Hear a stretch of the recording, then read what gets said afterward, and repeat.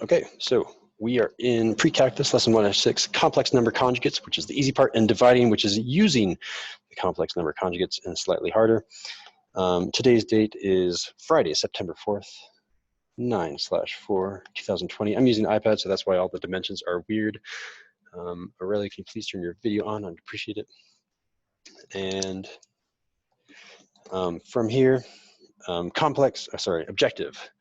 Who wants to read the objective? Who wants to get off of my wheel? Yes, Beverly.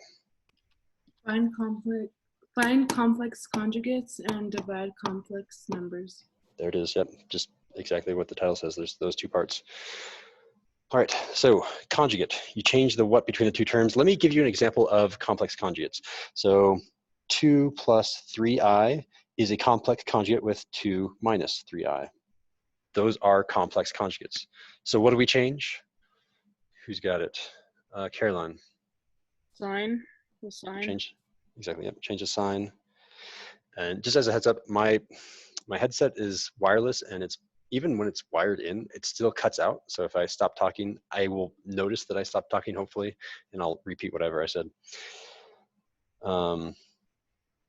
And change the, oh yeah, they're both a sign. Change the sign between both of the two terms. So, yeah, there we go. So let's try example number 1. Who's got it?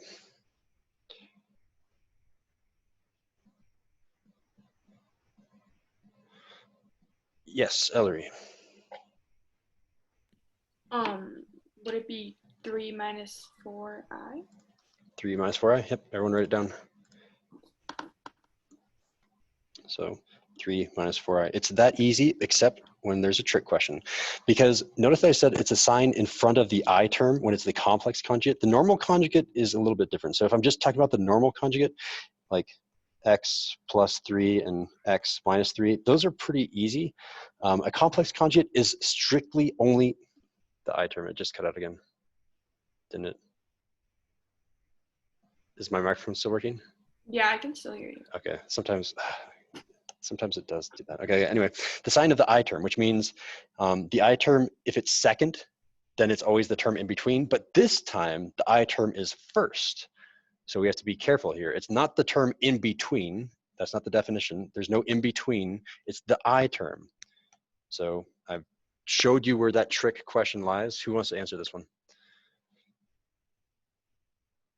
What is the complex conjugate, which is represented by a bar over that complex number? What is the complex conjugate of 2i minus 8? You're gonna make one of them negative. It's either the 2i or the...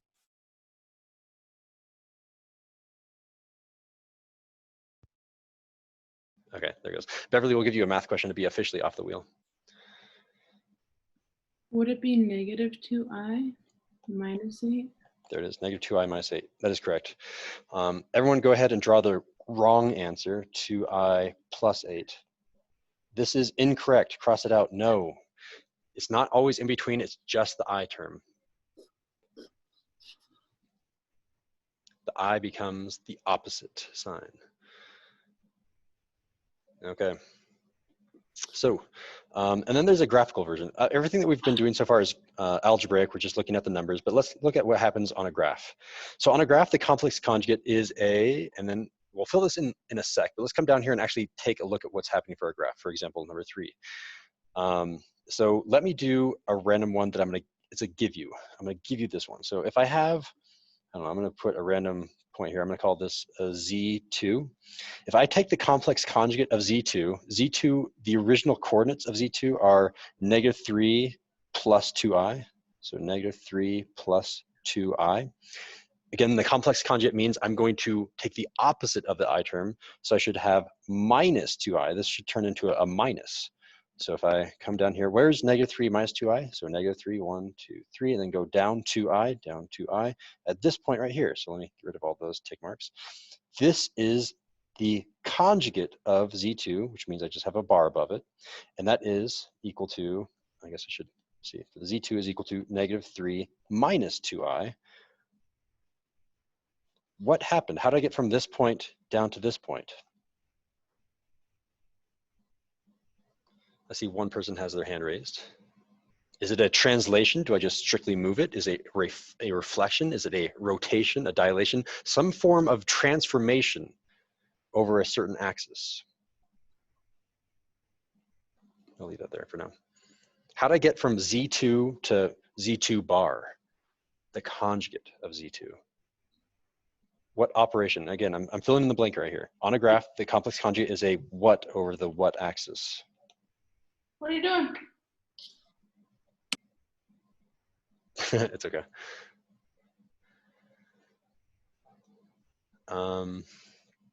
I think that wheel picker is going to take too long, so I'm just going to choose someone. Jaden.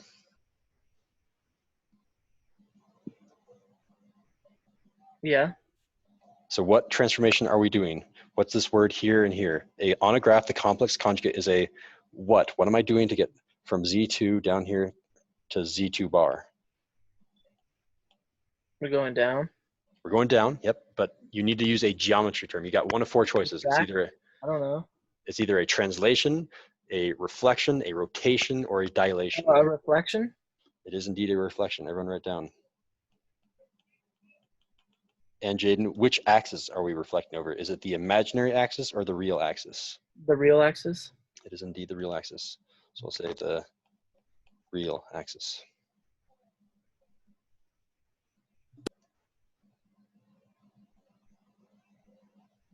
Cool. That's what it is graphically every single time. So now you guys should. Oh, question? Yeah. Sorry, I forgot to raise my hand. What is the number of this one again? Like the 16, or like, you know, blah blah dash blah blah blah. That's 1-6. 1-6. Okay. Yep. Complex numbers. Okay. All right. So we have.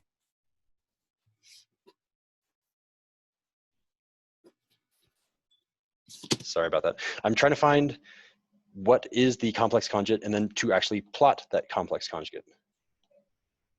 Who's got it for us? Here's Z1.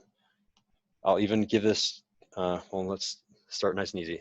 Very toss-up question. What is Z1? Which complex number is Z1? Z1 is equal to what plus or minus what? Has a real part and an imaginary part.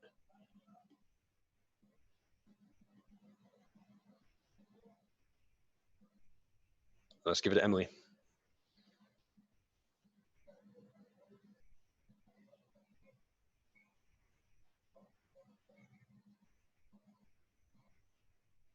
I don't know.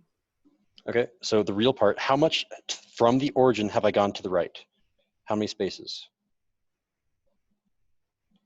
4. 4, so that's the real part on the real axis. And then how many up did I go on the imaginary axis? 3. 3, so 4 plus 3. And then since it's imaginary, we have the I next to it. Thank you, all right. You're safe, you're off the wheel. The imaginary wheel, I guess. Let me get rid of this. So if Z1 is 4 plus 3i, what is the complex conjugate and where do I go? Complex conjugate just means I have a bar above it like this. What is the new number? What is the complex conjugate of Z1? It's not 4 plus 3i, now it's something else. I see Ellery's hand raised, but I'm gonna call on someone new. Trying to get everyone in here. Yeah, I see your hand, Caroline. Thank you. Calling on someone new. Let's give it to Aurelio. All right, what are you asking? I'm asking, what is this complex conjugate of Z1? I'm not totally sure. So take a look up here. The complex conjugate of this Z1 is from 3 plus 4i went to 3 minus 4i. So if I have 4 plus 3i, it should be 4 minus 3i. There it is, 4 minus 3i. Let's all graph it. 4 minus 3i. There's Z1 bar, which is 4 minus 3i.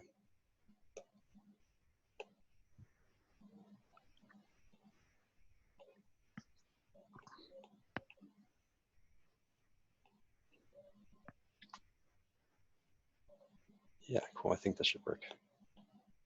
Nice. All right. That's it for that page. We're on to our next page. Raise your hand if you need some more time to copy this down.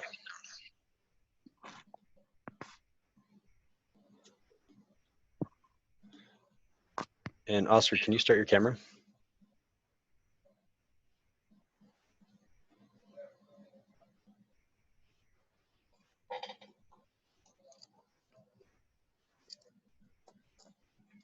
Are you there, Oscar? All right.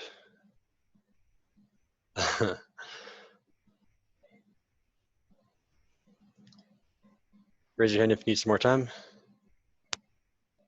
Okay, I'll wait for you. Just give me the thumbs up, Leo, when you're ready. Then I'll go to the next page.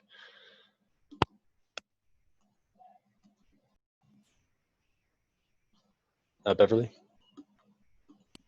Is it -4 plus I?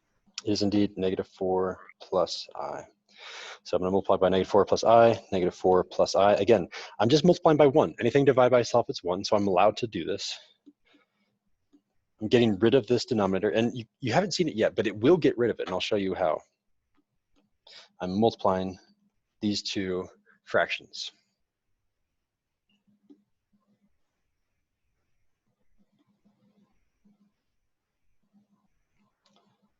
All right, so I'm only going to focus on the denominator for now because that's going to be the one that we care about. Let's verify, does this get rid of the imaginary part for the denominator? So what we're going to do is we're going to make a rectangle down here, and I'm trying out some new tools here. So there's my rectangle, pretty straight. I'm going to draw some lines in my rectangle. And I'm going to write out my parts. I have -4 minus I, and I have -4 plus I. Just want to figure out what happens when I multiply this. And this is a review from our last lesson. How do I multiply complex numbers? I just make my general rectangle.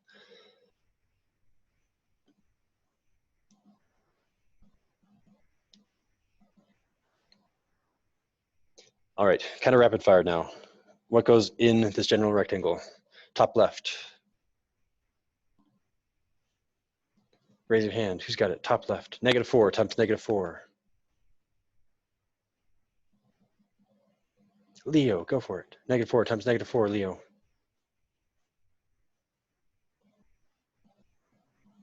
Four. Wait, -4 times -4? Yes. Down to the first one? Yeah, right here.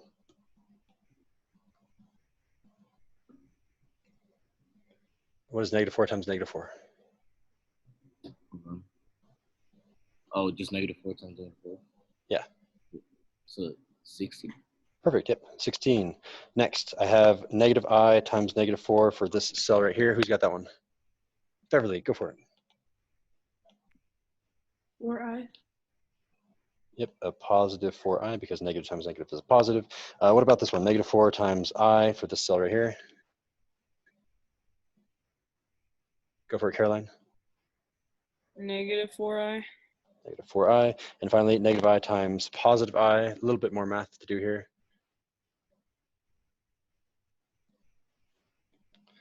-I times positive I. Go ahead and explain your steps. Don't just jump right to the answer too.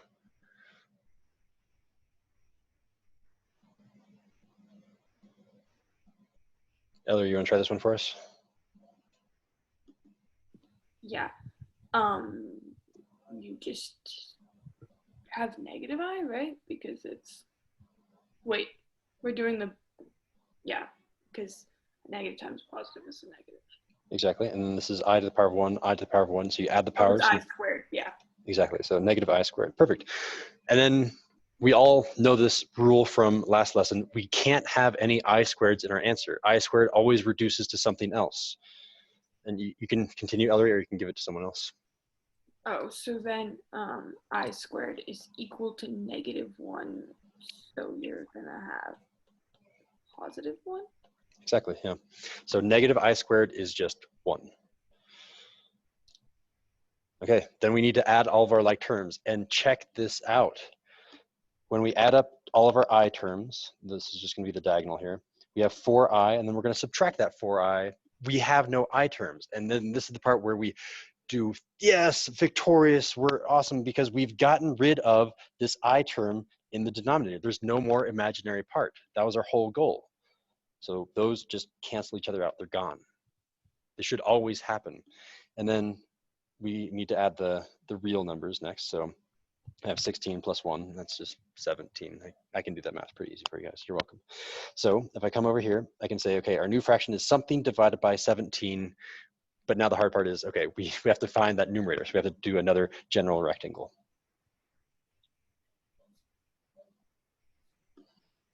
So let's go ahead and set up our general rectangle again. I'm going to have another rectangle, do some lines. I'm just going to randomly decide 11 plus 24i goes on the top, 24i, and I have -4 plus I on the left. Again, let's do rapid fire once you guys get this general rectangle set up.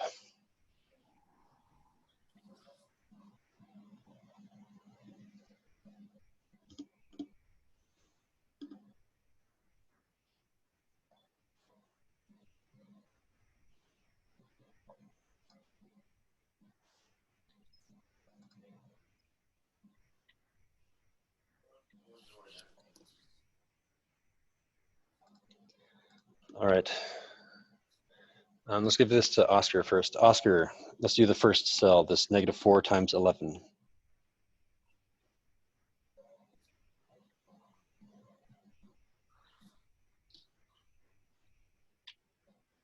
Are you there, Oscar? Oscar, are you there? No? Okay, we'll give it to Jaden. Jaden, -4 times 11, go. 44. Close. Wait, times 11, -44? -44, there it is, thank you. Next cell, who wants to do this one?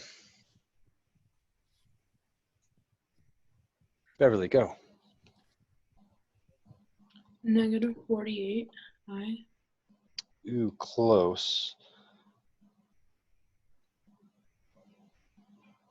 So you're gonna have to do 24. Wait, I was wrong. 4 times 4 is 16, carry the 1. 4 times 2 is 8, 9. Sorry, I was thinking about 12. You're good. You can just double your answer, then you should get the right answer, right? Oh, but there it is. Okay, it's then a -96 I. Perfect. Emily, you want to do this next one? I have 11 times I.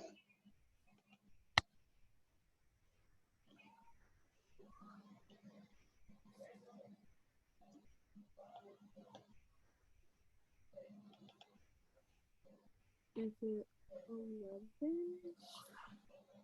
11 I. I, yeah, there it is, thank you. And then finally, this one is a little bit tricky just because there's multiple steps for this one. You want to try it, Caroline?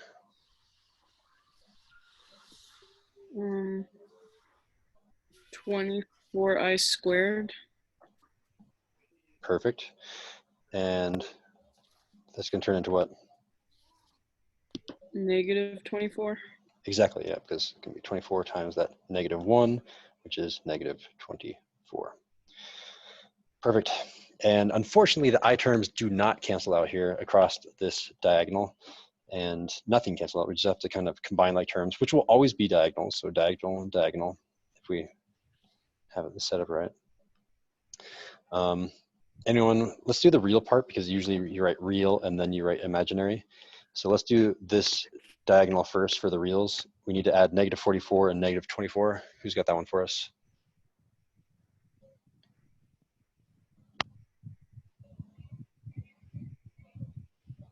Ellery, go for it.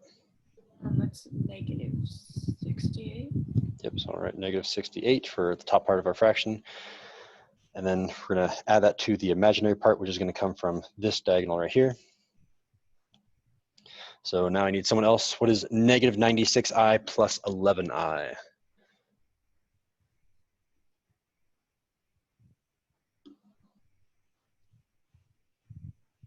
Ellery, you want to finish it off for us? Negative 5i. Negative 85i. There it is. Done. Final answer. Box it.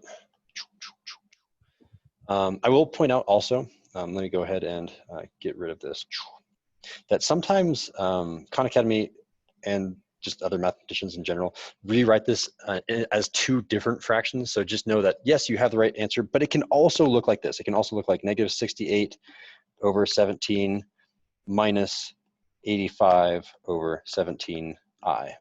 So there's two answers depending on what form they want you to give it in. Just do whatever's easiest for you when you are looking at Khan Academy, unless it forces you to choose one or the other.